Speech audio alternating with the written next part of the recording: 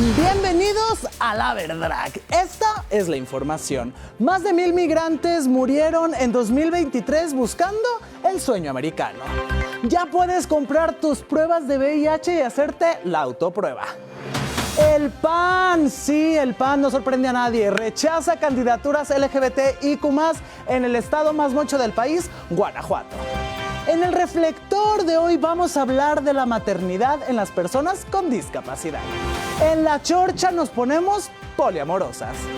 En el diván de Amanda tendremos la segunda parte, porque usted lo pidió, del bailarín Raúl Tamés.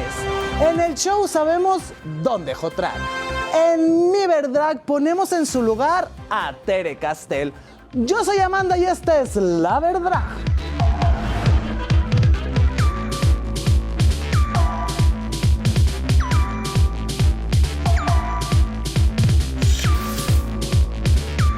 En 2023 se reportaron 1,148 casos de migrantes fallecidos o desaparecidos en el continente americano vinculados a la ausencia de vías seguras y legales para la migración, lo cual incrementa las posibilidades de que las personas elijan rutas irregulares y peligrosas. Esto lo aseguró la Organización Internacional para las Migraciones. Dicha cifra es menor que la reportada en 2022, en el cual se documentaron 1,462 casos, y la del 2021, que fue de 1,328. De acuerdo con un informe, las principales causas de los incidentes en el 2023 fueron ahogamiento, 398, accidentes vinculados al transporte, 290, y las condiciones ambientales extremas y albergues inapropiados, 150. Les habíamos estado informando sobre la autorización de la COFEPRIS para las pruebas de autodiagnóstico de VIH. Aquí les explicamos cómo funcionan. COFEPRIS aprobó las autopruebas caseras para detectar el virus de inmunodeficiencia humana, VIH. Este avance garantiza diagnósticos oportunos para que los pacientes puedan recibir el tratamiento adecuado. La autoprueba podrá realizarse de manera discreta, únicamente tomando una muestra del fluido oral. Y es que la desinformación y mitos sobre el VIH han ocasionado que en la sociedad se mantenga un estigma y discriminación por las personas positivas a la infección. Creo que estamos viviendo una realidad que no es equiparable al de los años 80 y 90. ¿Por qué? Porque ya no nos morimos de VIH o de enfermedades definitorias de SIDA como antes. Pero sin embargo, creo que el estigma, la discriminación, la ignorancia, la falta de oportunidades laborales, los maltratos en los servicios de salud, y eso es la principal razón por la cual muchas personas también tienen miedo de hacerse incluso una prueba. Entonces, no, probablemente no nos estemos muriendo como hace 40 años, pero sí nos estamos muriendo gracias al estigma y a la discriminación. Datos del CENSIDA indican que aproximadamente 370,000 personas vivían con VIH en México, y solo 3 de cada 10 aún no conoce su estado serológico. En México, desde el caso cero a la fecha, más de 341,000 personas han sido diagnosticadas. El 80% son hombres. Actualmente, en el mundo, 39 millones de personas viven con VIH. 4,000 personas se infectan diariamente. En 2021, una persona moría por minuto.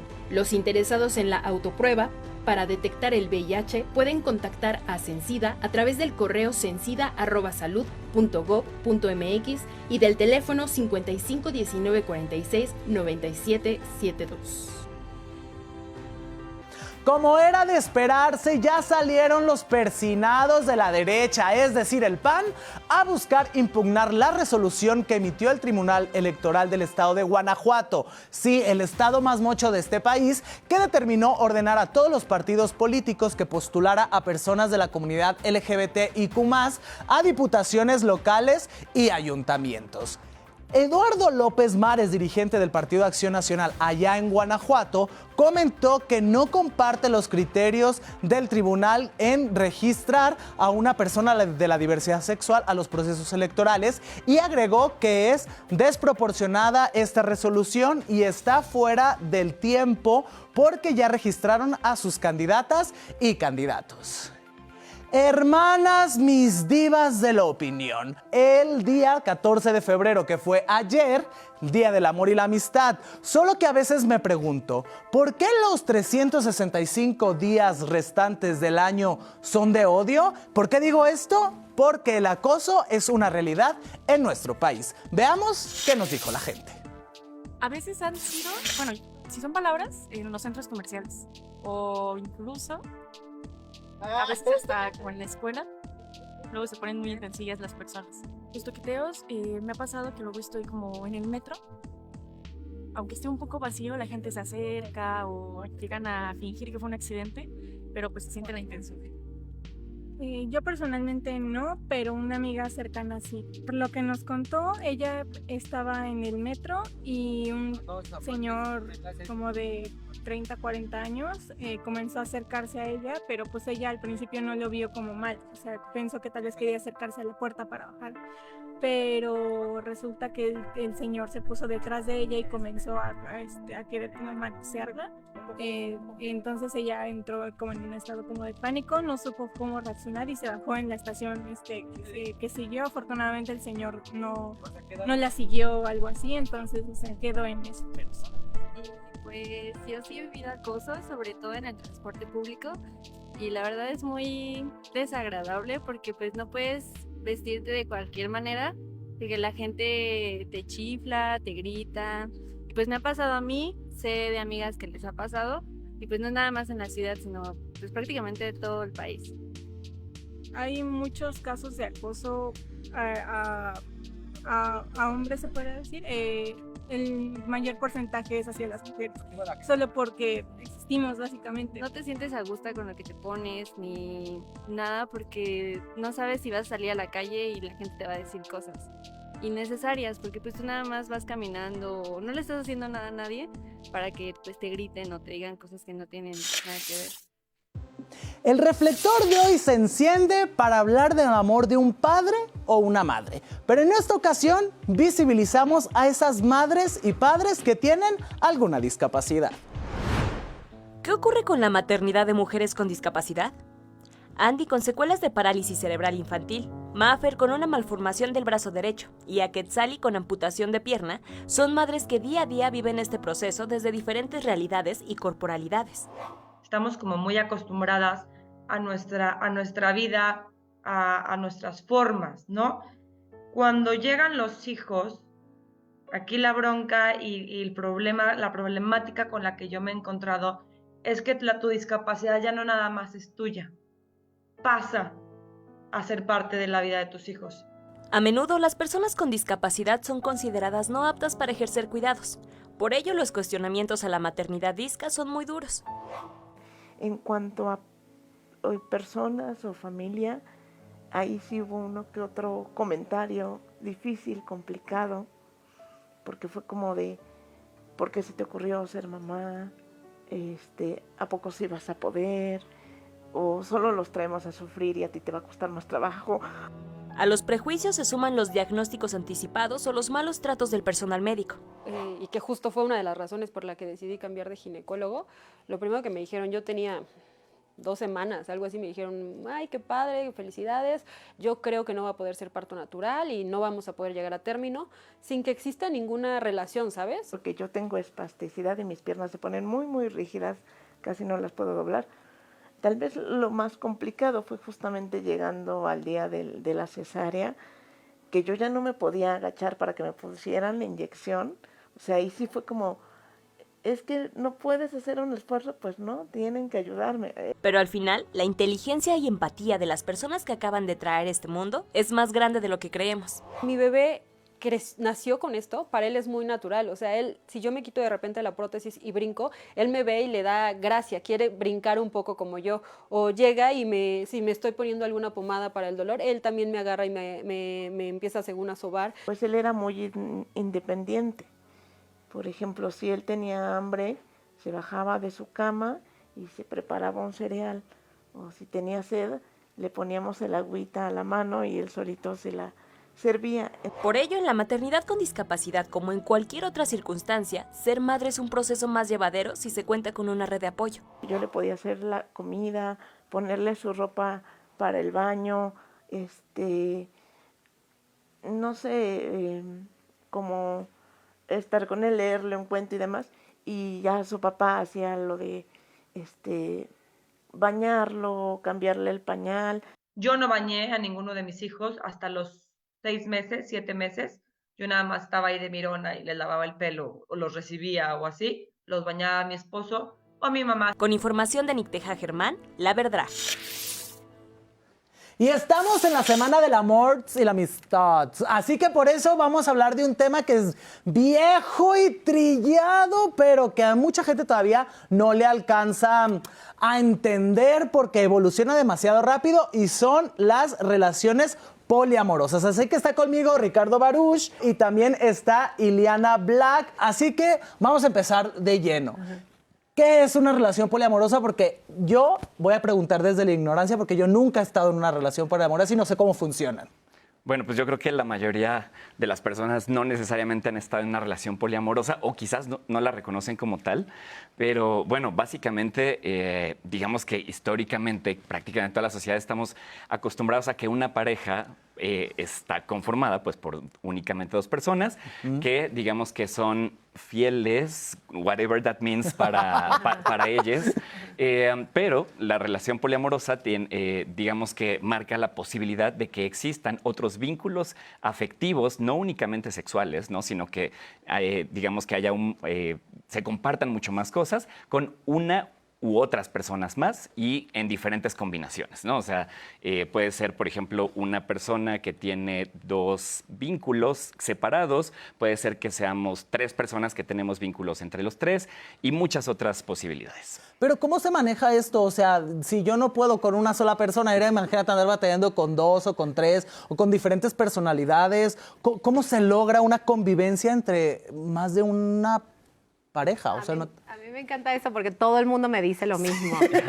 ¿Cómo? Si yo no puedo ni con uno. Y creo que un poco el tema es toda la expectativa que le ponemos a esa una persona. Y la gente que escoge otro tipo de modelos relacionales no eligen exactamente ponerle tanto a esa persona, tanta expectativa y tanta cosa. Entonces, cuando tienes otras relaciones, pues no es que tienes que invitarlas a las 2 a la boda o viajar con los 2 a todos lados o llevarlos a todos a ver a tu familia, sino que pues tú vas estructurando tus relaciones como te funcionan a ti con la otra persona. Pero se requiere demasiada madurez de parte de uno y de las parejas. Justo estamos como muy acostumbrados a esto de, la neta, somos muy posesivos. Entonces queremos tener a la pareja aquí y imagínate ahora compartirla. Entonces ahí es donde pega también un poco el ego, el orgullo de cada una de la persona, ¿no? Pues sí, la verdad es que sí es un proceso que requiere mucha deconstrucción, porque, digo, de entrada, me gusta mucho un terapeuta que se llama Gotitas de Poliamor, que tiene este término de hablar de relaciones éticas, ¿no? Entonces, esto implica que, de entrada, pues puedas hablar de lo que quieres, de lo que buscas con la o las personas, ¿no? Independientemente de si es 1 o son 2 o son 3 o son más, ¿no? Y esto es muy importante porque, por ejemplo, ¿cuántas personas no tienen relaciones con, por ejemplo, no sé, el típico hombre que tiene 2 novias, ¿no? Pero ellas no saben. Ellas no saben, justo. Entonces, en realidad, ahí no lo podríamos considerar quizás poliamor porque, pues, en realidad no hay un acuerdo de las diferentes partes de que esto exista, ¿no? Y es que justo, o sea, eso de la relación entre 2 personas que no saben, o sea, creo que es demasiado común. O sea, yo estuve casada 15 años, o sea, yo de hecho no hablo del poliamor desde un conocimiento teórico, sino desde mi vivencia personal. Y era una relación monógama y yo me di cuenta que sí, ya hice el checklist, ya tenía la casa, los hijos, el marido, todo. y no estaba en ese nivel de felicidad y se me iban los ojos y me gustaban personas, pero yo no estaba dispuesta a esa traición que es tan típica, ¿no? Y me pasaba que mis amigas, algunas hasta sabían que sus maridos les ponían el cuerno y preferían ni hablar del tema, o sea, evitarlo, porque bueno, por lo menos llega a casa, me paga todo y ahí lo dejamos. Pero también uno, ¿cómo puede llegar a esto del poliamor? O sea, también cómo tanteas a tu pareja o con la que estás actualmente. Desde un principio llegas y le dices, o cómo se va trabajando. La verdad es que no coincido ni siquiera la idea, pues. Pues creo que hay de todo. Perdón. No, bueno, para mí fue un tema porque me acuerdo cuando lo hablé con un amigo, me dijo, pero es que ya estás casada, tu contrato ya está escrito y no lo hablaste antes, ¿no?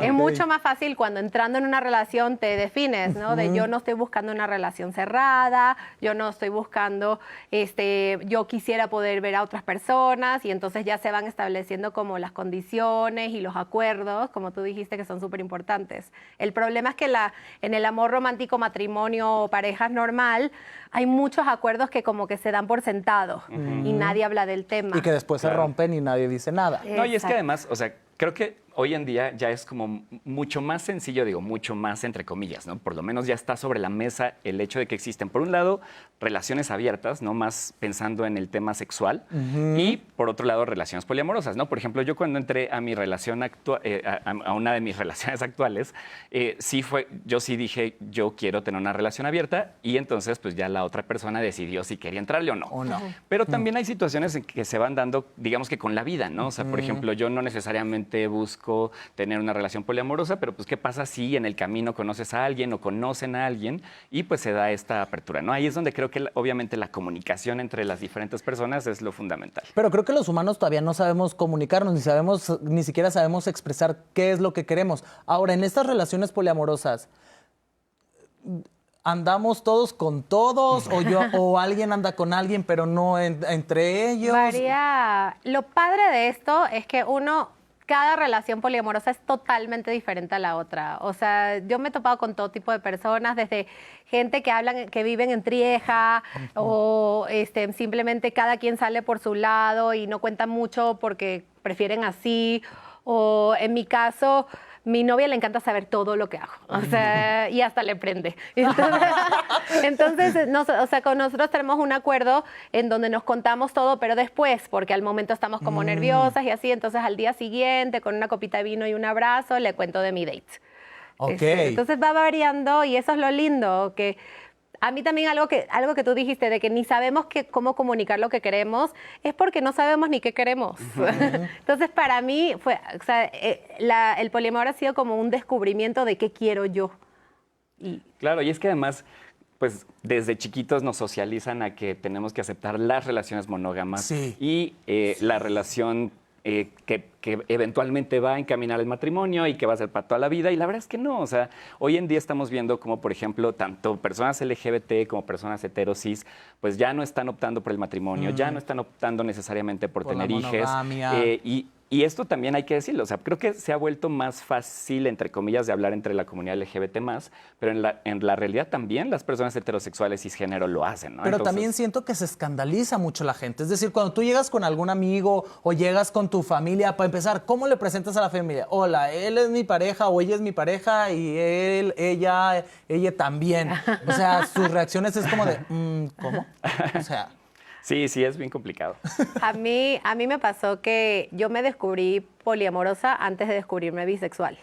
Y entonces como que trataba de abrir la relación y no funcionaba. Y cuando lo hablé con mi familia de por qué me iba a separar, de que no creía en la monogamia y todo, y luego les presenté a una novia, me dijeron, ay, tanto que no crees en la monogamia y ve, tienes novia. Y yo, sí, pero es relación abierta. Y todos así, ¿lo lograste? Y ellos, pues es que sí, porque se hablan las cosas. Y sobre todo...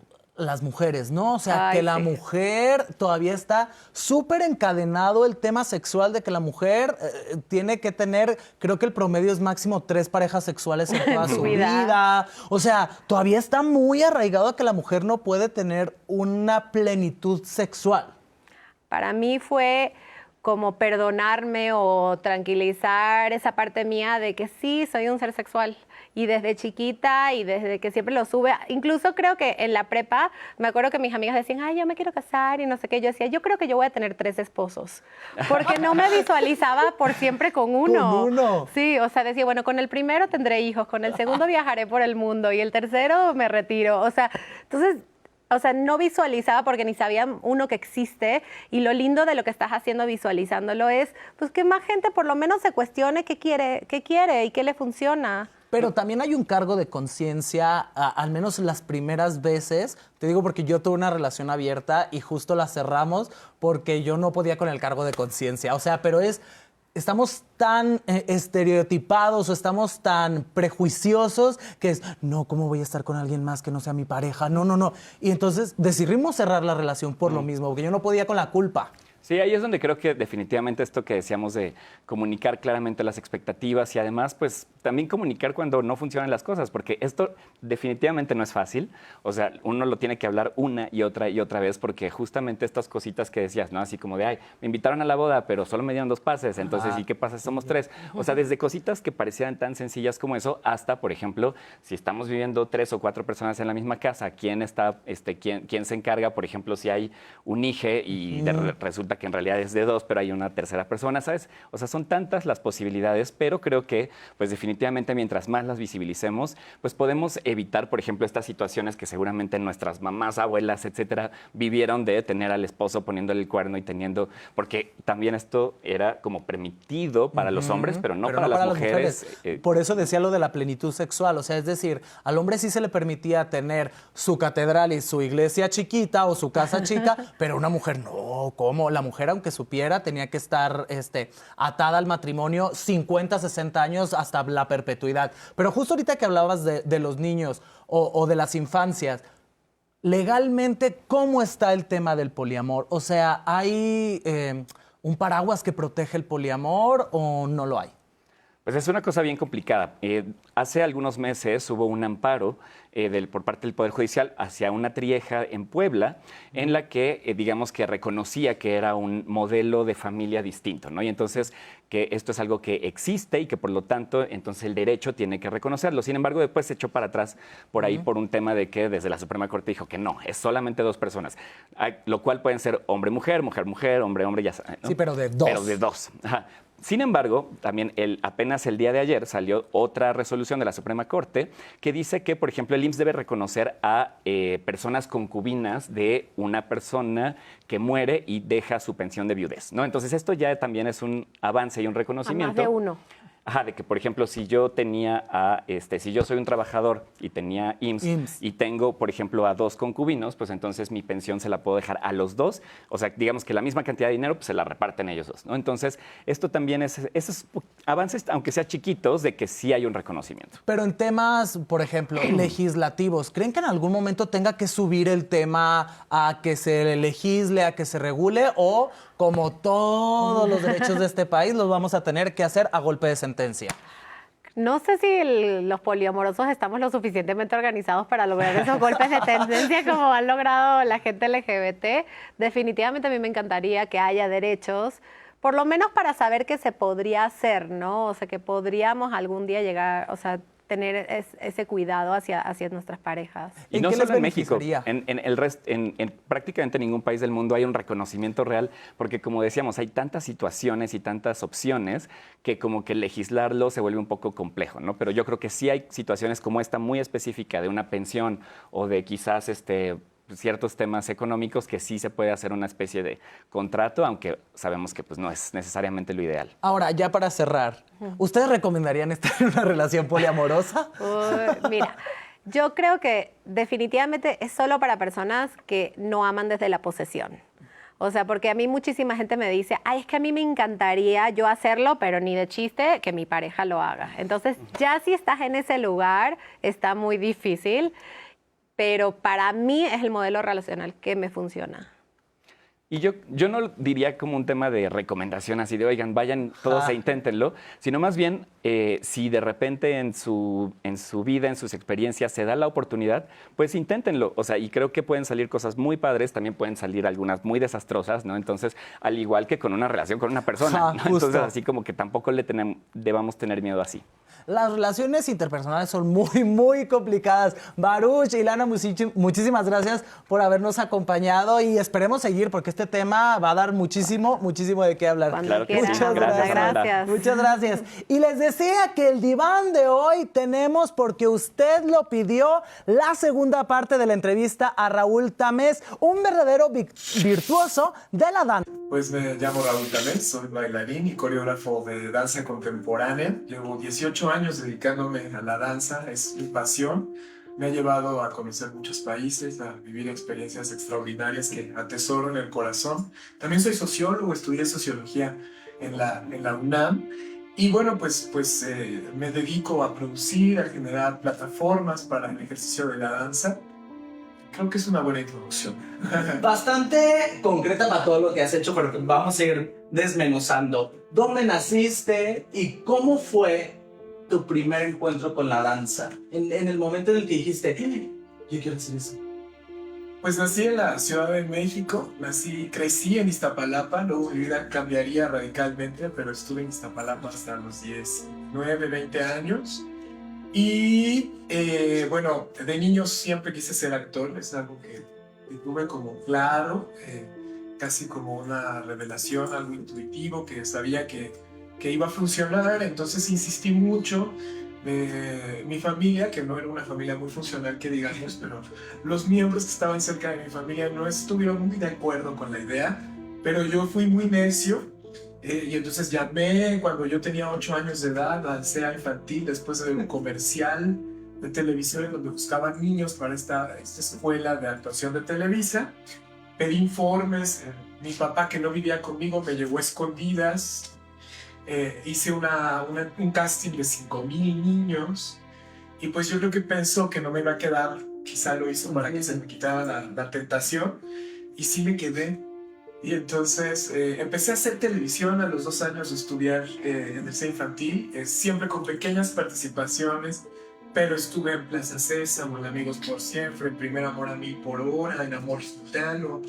Pero ¿cuál es el primer escenario que pisaste que dijiste, sí, tomé una buena decisión al empezar en la danza? Sí, bueno...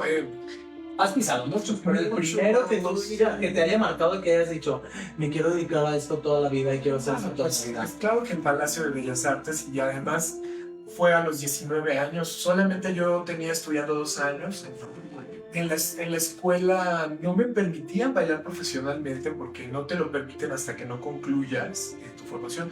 Ahora ha cambiado mucho. También quisiera agregar que en la Escuela Nacional se están haciendo muchos esfuerzos porque la formación sea distinta. Ahora estas cosas de las que hablamos ya no pasan. También lo digo porque pues hay muchos chicas y chicos que quieren estudiar danza, sí, y definitivamente eso ya no les va a tocar. Sí les va a tocar mucho rigor, mucha disciplina, sí se van a confrontar con ustedes mismos, pero de ninguna manera se van a exponer a esa violencia, porque ahora incluso hay como unas reglas hasta de 0 tolerancia, ¿no? Donde eso ya es imposible de que ocurra, y me da mucho gusto que generaciones como la mía y todas las que me sucedieron hayan hecho pequeñas acciones que lograron limar estas asperezas. Pero bueno, fue en el Palacio de Bellas Artes donde, claro, no me dejaban bailar profesionalmente, e igual mi necedad hizo que yo dijera, no, claro que sí. O sea, me dieron un contrato para bailar en el Ballet Independiente de México, que en ese momento era una compañía subsidiada. Tuve la fortuna de que trabajaban ellos en la tarde, y entonces yo iba a la escuela en las mañanas, y pude así como en secretismo, y acomodando las piezas, bailar con ellos, hasta que se terminaron por enterar, pero yo ya llevaba 8 meses, ¿no? Y luego, como en ese momento empecé a mejorar mucho, más bien pasaron de no quererme a quererme mucho, entonces ya se iban haciendo de la vista gorda y pude ahí lograrlo. Y sí, dije, cuando me paré en ese escenario, supe que había tomado la mejor decisión. ¿Qué es lo más fuerte que viste en Iztapalapa? Ay, es una historia muy difícil de contar. Bueno, vi de todo, o sea, vi balazos, vi gente que mataban enfrente de mí, fui víctima de un par de asaltos muy fuertes, fui víctima de un abuso ahí sexual, sí, importante, que en fechas recientes realmente lo empecé a verbalizar como tal. Y dije, órale, o sea, sí fue un abuso, y yo estaba bien chavito, y en ese momento, pues no lo concientizas de esa manera. Cosas fuertes, ¿eh? Y entonces, como que esos recuerdos y esos referentes me hicieron tener mucha curiosidad sobre el comportamiento de los grupos sociales según su contexto.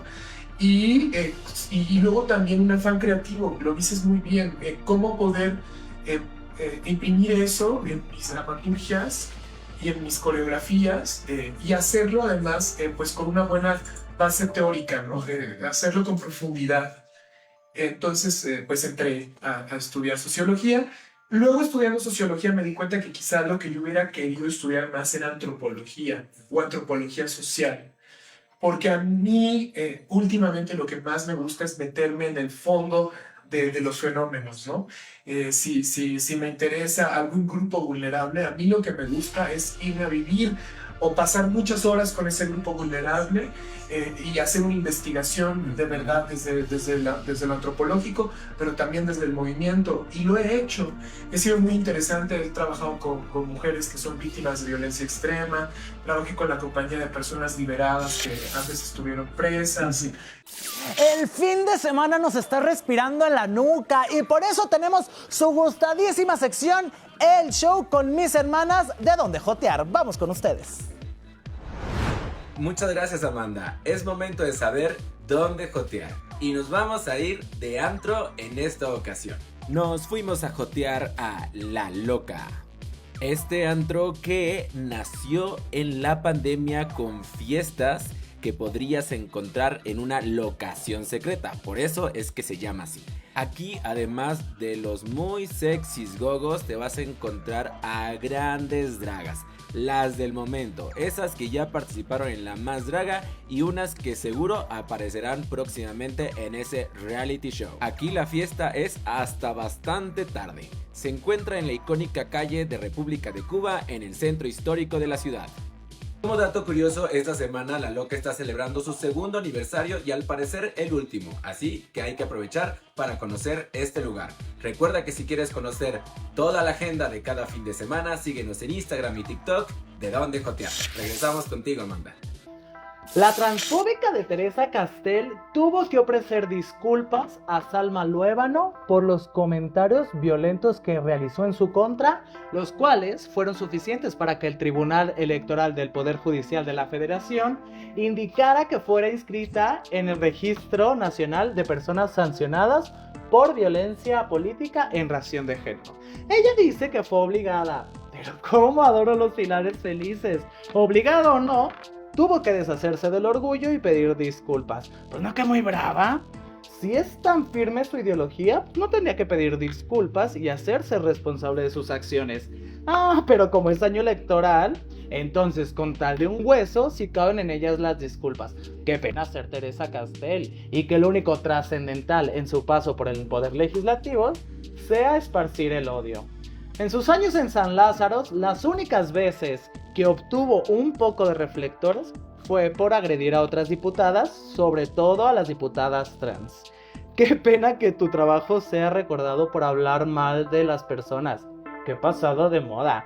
Teresa Castel es como esa tía que incomoda a toda la familia, la que da pena ajena pero se siente con la calidad moral de criticar a todos, aunque su vida seguramente es más oscura y mierda que la de los demás. Esa es la única razón por la cual prefiere estar más al pendiente de los demás que de ella misma.